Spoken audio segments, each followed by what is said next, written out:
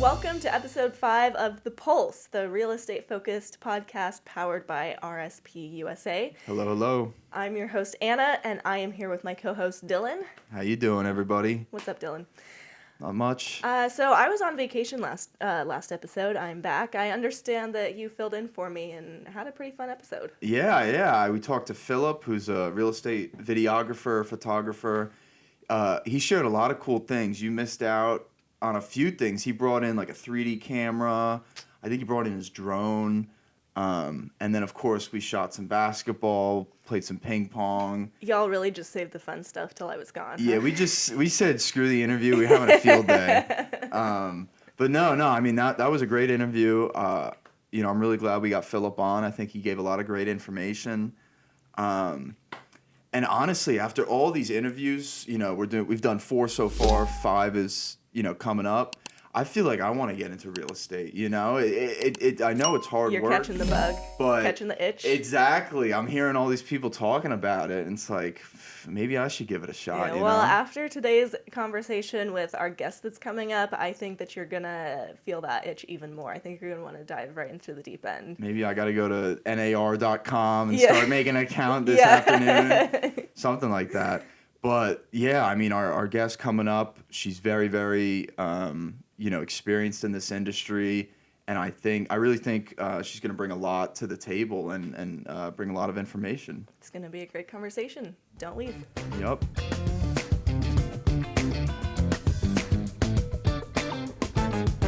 Is that the more they see your name, the more they think you're an expert realtor in their area.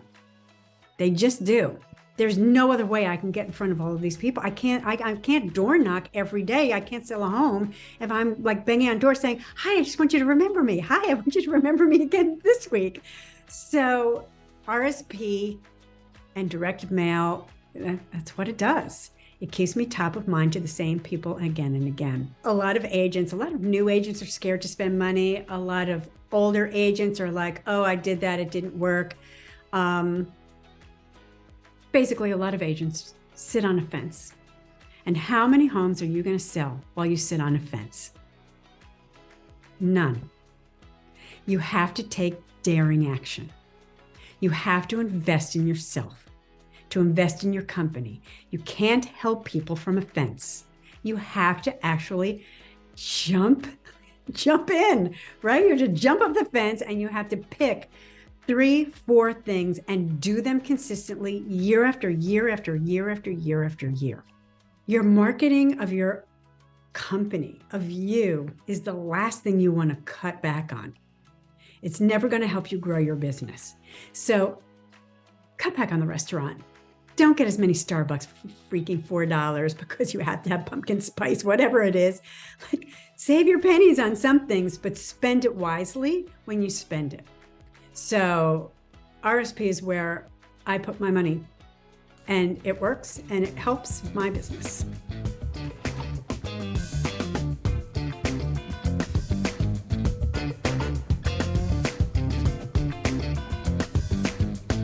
Welcome back to The Pulse, the real estate focused podcast powered by RSP. I am your host, Anna, and we are here today with a brand new guest. Her name is Miranda Oswald. Hi, Anna. Thank you for being here with us today, Miranda. Sure, thank you for having me. Yeah, absolutely. She is here to share with us all of her insight that she's gained from being a real estate agent and in the real estate business for 43 years. 43 years. Yeah, it's a long time. And she has vast experience in many facets of real estate, including being a managing broker, working in marketing and sales for various different builders. I understand you were the VP of sales for Lennar Homes for 8 years. Yes. Which, if you're local around here, you'll probably recognize that name. And just a whole bunch of different facets of real estate. So you've got a lot of experience to share with us. You're an invaluable resource for homeowners searching for their own piece of paradise. That's so nice, Miranda, welcome to the show. Thank you so much. Absolutely. Now, you've Aaron mentioned to me that you sell around 60 to 80 homes per year. Yeah, depending on the year. Approximately. Right. Sure. Now, I anticipate that when you first started in real estate, your sales were not quite Not even quite close. there. Not even close. Do you remember how many sales you made in your first year of real estate? Wow. So, yes, I think I made 5 sales my first year. That was in Illinois. But the market, it was in Peoria, Illinois. But the market was so bad that people had bumper stickers that said, "The last one to leave Peoria, please turn out the lights." So things were pretty rough that year. But yeah, that's why last year. Well, that's pretty impressive then for a bad year in real estate and your first year, 5 Is it? sales. I feel like that's pretty I was good. surviving, barely. Yeah. But you have built your business now to where you are at now. Let me ask you, I just want to go back to the beginning and sort of find out why you got started in real estate. Yeah, that's a good story. So I dropped out of college. Same here. And my mother, who was a realtor, took me by the nape of my neck, took me to get my hair done, my nails done, and said, "Now you're a realtor. Take this test." And so I did. And that's pretty much how I got started, was following in her footsteps because I was directionless. That's actually how a lot of people get started in real estate. I do work with a lot of agents that are working with their family, maybe a team, or they just got started because their family's been in the business, or their parents are in it, or whatever. So it does seem to be a very family oriented kind of industry. Eventually somebody will get started in real estate because somebody else says, "Come do this, come try this." Right. And that's what gets it started. Yeah. Now, when you first started, you had your mom as sort of a resource. Were you able to utilize her as a resource to give you tips and sort of get you into the business, or did you have to figure it out all Yes, on your I own? was able to use her as a resource. Of course, I was young and foolish and didn't even want the resource. But You're right. against my will, she made me listen, Yeah. and it paid off. Yeah. Now looking back, I'm sure you're grateful that you had Very somebody grateful. there. Yeah. Now, did you ever struggle, feel like giving up when you first started? When I first started, or last week? Both. It's a business where you must do it all yourself. So Right. of course there are times, and it's also a business where you put yourself out there. Your emotions are out there, trying to Absolutely. help people and work with people. And sometimes when you get swatted down, which happens, Yeah. it can be devastating to the type of personality that does well in real estate. Right. How do you have anything that you do, or any mindset that you have to sort of pick yourself back up after? Yeah, I'm a little anesthetized to it now. Yeah. But after in so the long in beginning, business? I just would talk it through with other realtors. Sure. And that is very helpful when you're new. You've got to make friends with other realtors. Absolutely. Yeah. You need those friendships and that support. So I imagine that in the time that you've been in real estate, you've seen some changes throughout the industry, maybe one or two, in like how people are marketing nowadays and just all sorts of things. What are some of the, maybe one or two of the biggest changes that you've seen in the real estate industry? Well, it's funny that throughout the years? I wasn't thinking about marketing, but that is a factor always when the market changes, how you market changes. True. So, for example, in 2007, when all the short sales were happening, I was slow to that game. I missed it the first bit and had to get up to speed on how to do short sales. Because in a lot of years, I'd never had to do them before. Right. But yet now, you don't see short sales ever because the market's ticking up so fast that there'll never be a short sale for another year at least, because nobody's nobody's upside down on their home value. Right. Their mortgages are less than their home value Interesting. because prices ticked up so fast. Right.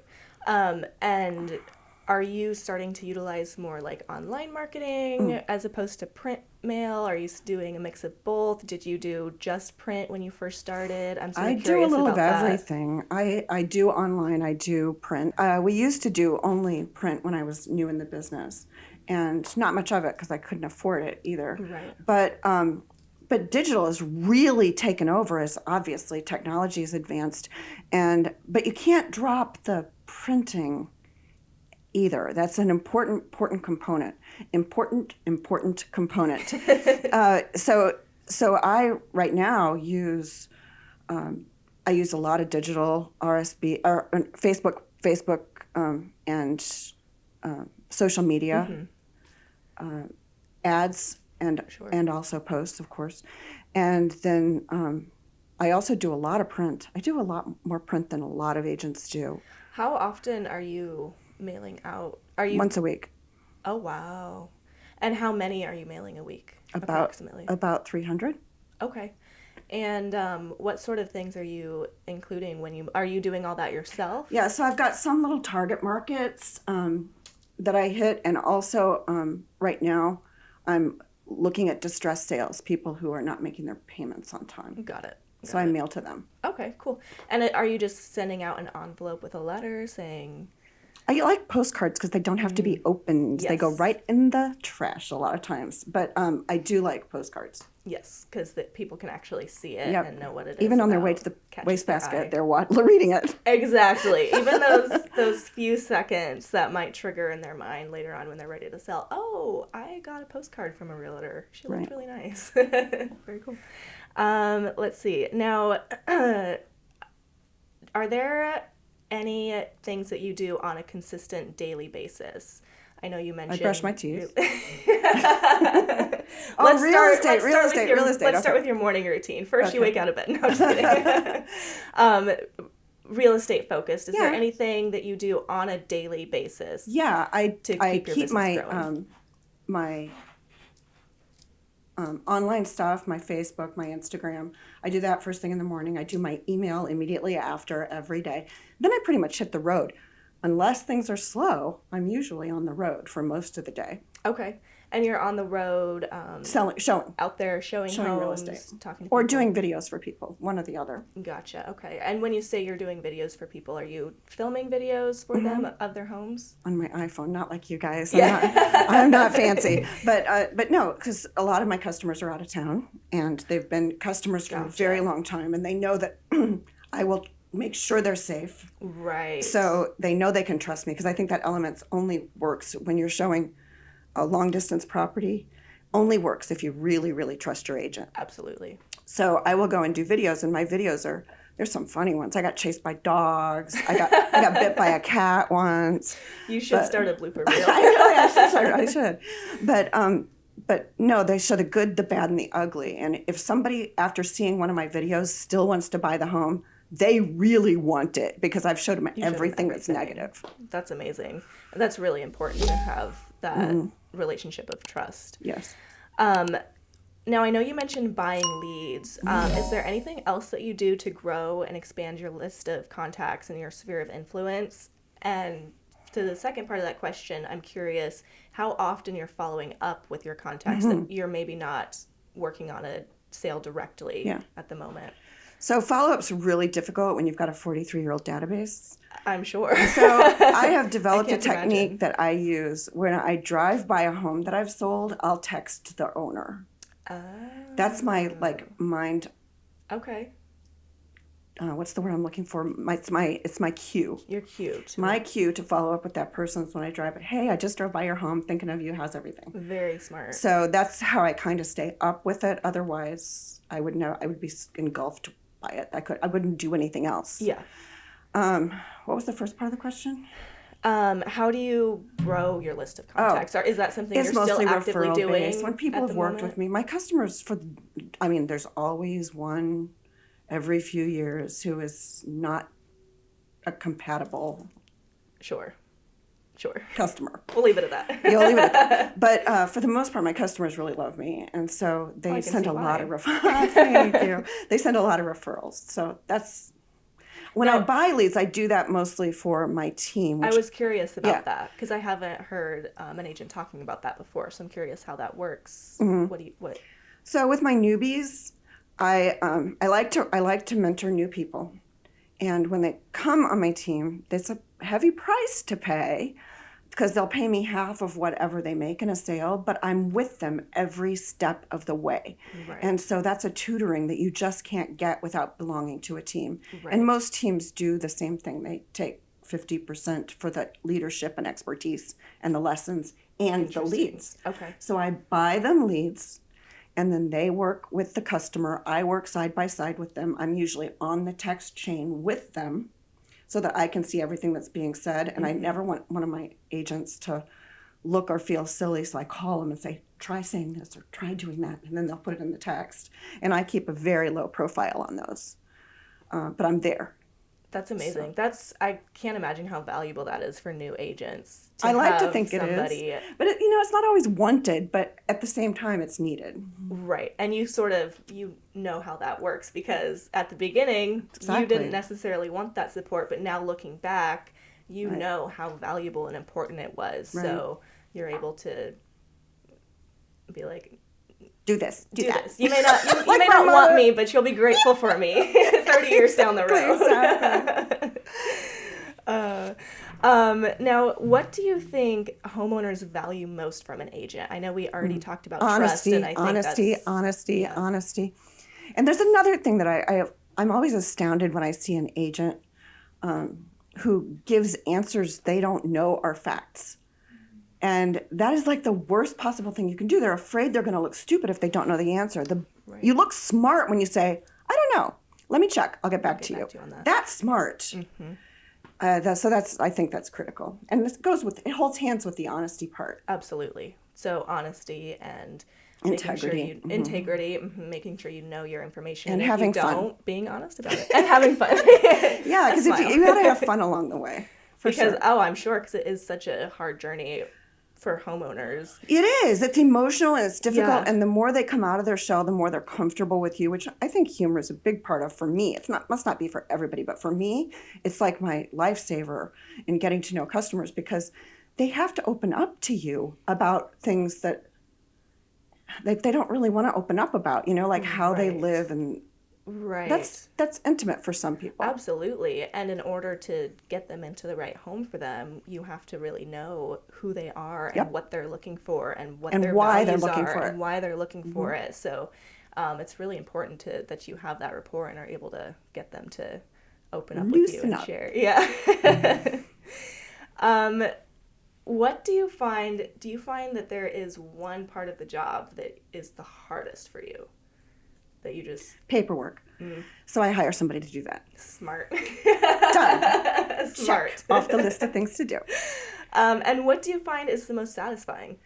Oh, definitely the most satisfying thing is the helping people get into the right home. And Yeah. especially, I love first-time buyers. I was on a TV show for first-time buyers. I saw that. Yeah, so that was a lot of fun. And it's truly my love. They may not be the highest priced buyers. I do those too. Sure. But they're the most fun for me, the most The rewarding. most emotionally fulfilling, I'm sure. Yeah. Now, we already talked about how you've marketed your business and how that sort of changed. Do you have, for new agents coming into the real estate industry, because you do have so much experience and knowledge to share with them, what are maybe one or two or three, if you have pieces of advice that you think every single brand new real estate agent really needs to know? Yep. So the biggest thing is math. And when I say that, it's not what you're thinking. If you make